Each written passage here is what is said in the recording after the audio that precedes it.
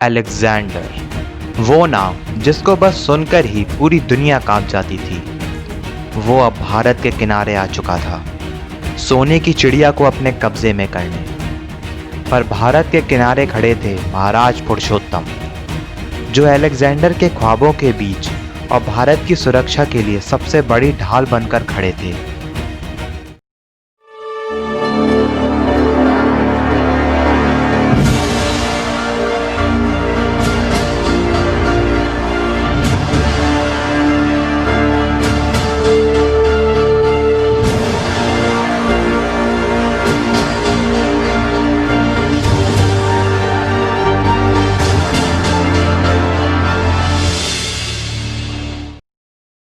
तीन 326 ईसा पूर्व भारत। अलेक्जेंडर सारी दुनिया जीतकर अब भारत आ गया था और उसने सबसे पहले कब्जा किया तक्षशिला पर, क्योंकि तक्षशिला ने बिना युद्ध किए ही समर्पण कर दिया था अलेक्जेंडर के सामने, और पौरव राष्ट्र और भारत के साथ दगा कर बैठा था। पर एक व्यक्ति थे तक्षशिला में जिनको ये बात बिल्कुल पसंद नहीं आई। आचार्य विष्णुगुप्त चाणक्य। वो राजा अंबी द्वारा किए गए इस कायरतापूर्ण कार्य से बिल्कुल खुश नहीं थे, और वे उनको और अलेक्जेंडर को दुत्कार कर पौरव राष्ट्र आ गए पोरस की मदद करने। अब तक्षशिला अलेक्जेंडर के अधीन था और उसने उसको एक छावनी बना डाला था। अब वो भारत में और आगे बढ़ने के लिए निकला और उसका अगला पड़ाव था पौरव राष्ट्र। पर एक सबसे बड़ी समस्या थी अलेक्जेंडर के सामने, और वो थी झेलम नदी। पूरी सेना को झेलम के पार ले जाना असंभव था, इसलिए अलेक्जेंडर ने अपने सभी सिपह सलारों और जनरल्स को झेलम पार करने का रास्ता ढूंढने के लिए लगा दिया। और दूसरी तरफ थे पोरस, जो अलेक्जेंडर को जवाब देने के लिए अपनी शक्ति बढ़ाने लगे। वे हर राज्य में गए, मगध, कलिंग आदि, पर उनमें से एक भी आगे नहीं आया। पर पोरस ने हार नहीं मानी और उन्होंने सोचा कि अगर उन्हें मगध का ही समर्थन प्राप्त हो गया तो वे आसानी से यूनानी सेना को पछाड़ देंगे, क्योंकि मगध उस समय भारत का सबसे ताकतवर राज्य था। तो वे दोबारा गए मगध। पर एक समस्या थी। मगध का राजा था धनानंद, जो एक स्वार्थी और लोभी राजा था। बिना फायदे के तो वो सांस भी नहीं लेता था। धनानंद भी उतना ही क्रूर और दुष्ट प्रवृत्ति का था जितना अलेक्जेंडर। और जब महाराज पुरुषोत्तम उसके पास मदद मांगने गए तो धनानंद ने उनके सामने एक चुनौती रख दी, पर पोरस ने उस चुनौती को आसानी से पार कर दिया। और फिर धनानंद मान गया अपना सैन्य बल महाराज पुरु को देने को, पर इस भावना से नहीं कि देश का कुछ भला हो, बल्कि इस मंशा से कि उसका नाम हो। और फिर समय थोड़ा आगे बढ़ गया, पर अलेक्जेंडर को कोई मार्ग नहीं मिल रहा था झेलम पार करने का। और फिर एक दिन वो नावों की मदद से नदी पार करने लगा अपनी सेना लेकर। पर इस बात की खबर महाराज पोरस को लग गई और वे पहुंच गए तक्षशिला और अलेक्जेंडर की कूच कर रही सेना पर हमला कर दिया। और हमला कोई छोटा हमला नहीं था। पोरस ने हाथियों की सेना लेकर हमला किया था। यूनानियों और अलेक्जेंडर ने हाथी इससे पहले कभी नहीं देखे थे, और इतने बड़े जानवरों को देखकर अलेक्जेंडर की सेना में भगदड़ मच गई। और फिर क्या था, पोरस अपनी हाथियों की सेना लेकर ऐसे बरसे अलेक्जेंडर पर कि अलेक्जेंडर की सेना का विध्वंस कर डाला। और उस दिन का युद्ध अलेक्जेंडर को तक्षशिला में जाकर हरा डाला। ये एक बड़ी जीत थी और अलेक्जेंडर के लिए एक बड़ी हार। ना जाने कितने यूनानी सिपाही घायल और मारे गए थे उस दिन के युद्ध में, और उसकी सेना की ऐसी हालत हो गई थी कि वह कुछ दिनों तक हमला भी नहीं कर सकता था। पर अलेक्जेंडर जितना क्रूर था उतना ही चतुर भी।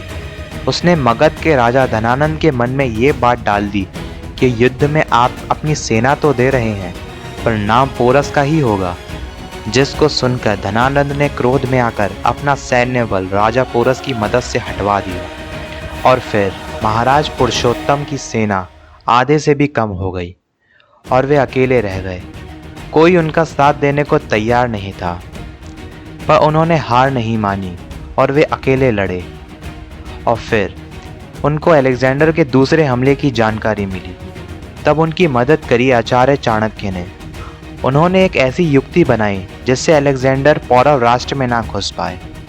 उन्होंने अलेक्जेंडर की सेना पर दो तरफ से हमला किया और पीछे से विस्फोटक भी फेंके जिससे अलेक्जेंडर दोनों तरफ से फंस जाए। पर अलेक्जेंडर ने युक्ति लगाकर पौरव राष्ट्र में अपने कदम रख दिए और हमला कर दिया।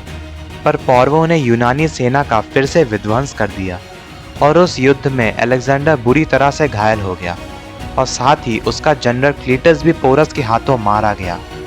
अपनी सेना को तितर बितर होता देख अलेक्जेंडर के जनरल एफेस्टियन ने सेना को पीछे हटने को बोला और खुद अलेक्जेंडर को लेकर वापस तक्षशिला आ गया।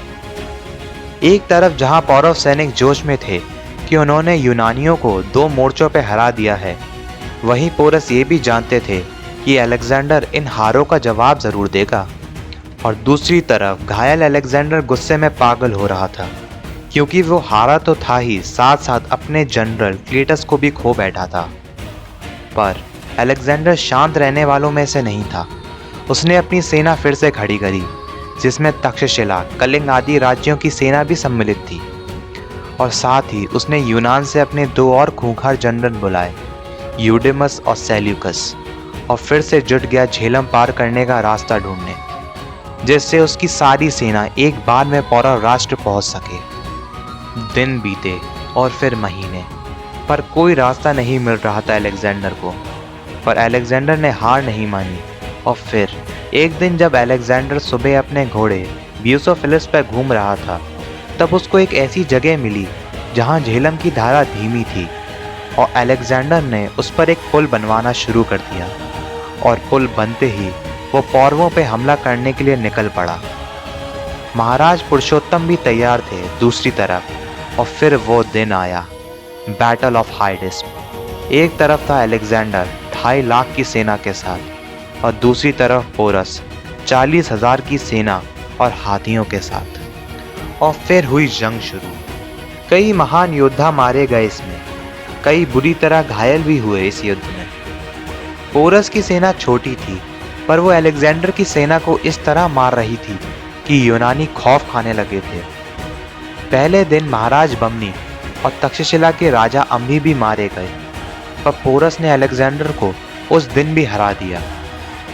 पर अलेक्जेंडर से ये हार बर्दाश्त नहीं हुई और उसने फिर से रात में हमला किया जिसमें कोई नहीं जीता। पर अलेक्जेंडर ने अपने अजीज दोस्त एफेस्टियन को खो दिया और साथ ही साथ अपने घोड़े ब्यूसोफिलस को भी। कई दिन बीते, फिर महीने, पर दोनों ओर से कोई हार मानने को तैयार नहीं था। ये अलेक्जेंडर की जिंदगी का सबसे लंबा युद्ध था क्योंकि उससे पहले उसको इतना खतरनाक प्रतिद्वंदी नहीं मिला था। और फिर आया वो दिन जिस दिन रचा पोरस ने इतिहास, अलेक्जेंडर को अपनी मातृभूमि पर हराकर तोड़ा उसका ख्वाब। कुछ लोग और किताबें ये बोलती हैं कि पोरस हारे थे।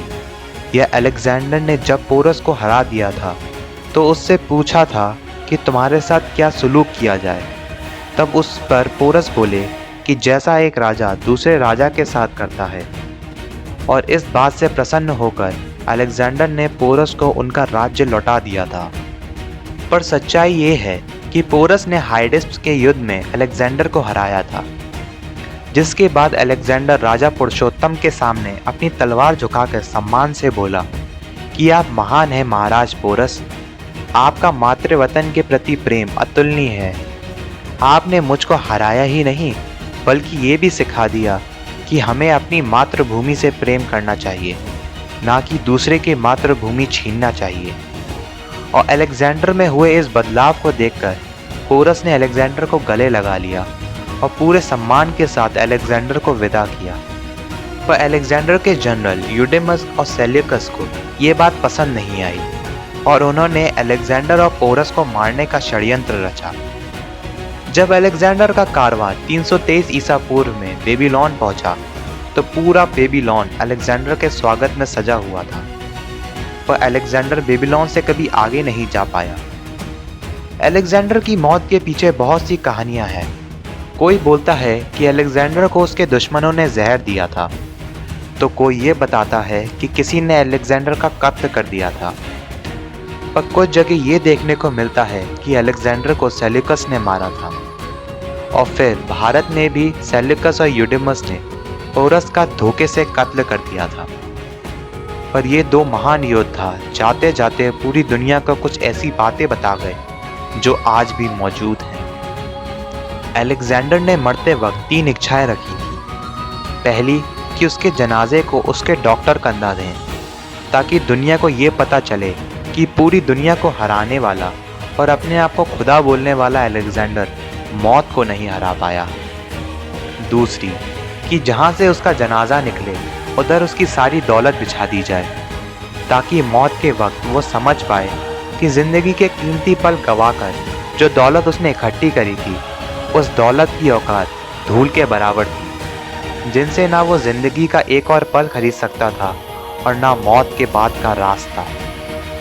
और तीसरी और आखिरी इच्छा थी उसकी कि मेरे जनाजे में मेरे हाथों की हथेलियाँ खुली रखें और मेरे कफन के बाहर लटका दें ताकि पूरी दुनिया ये देख सके कि जिस अलेक्जेंडर ने पूरी दुनिया को अपनी मुट्ठी में किया, जाते वक्त उसकी मुट्ठी खाली रही और सारी दुनिया की ज़मीन जीतने के बाद भी उसको दफन होने के लिए 6 हाथ ज़मीन ही मिली। और पोरस ने मरते वक्त अपने देश की खंडता को दोबारा अखंडता में बदलने के लिए आचार्य चाणक्य से वचन लिया था। देख लीजिए कितने महान थे महाराज पुरुषोत्तम, जो मरते वक्त भी अपने भारतवर्ष के बारे में सोच रहे थे। आपको गर्व होना चाहिए ऐसे महान पुरु के देश भारत में जन्मे हैं आप, जिसने अकेले उस तूफान को रोक दिया जिसे सारा जहां ना रोक पाया।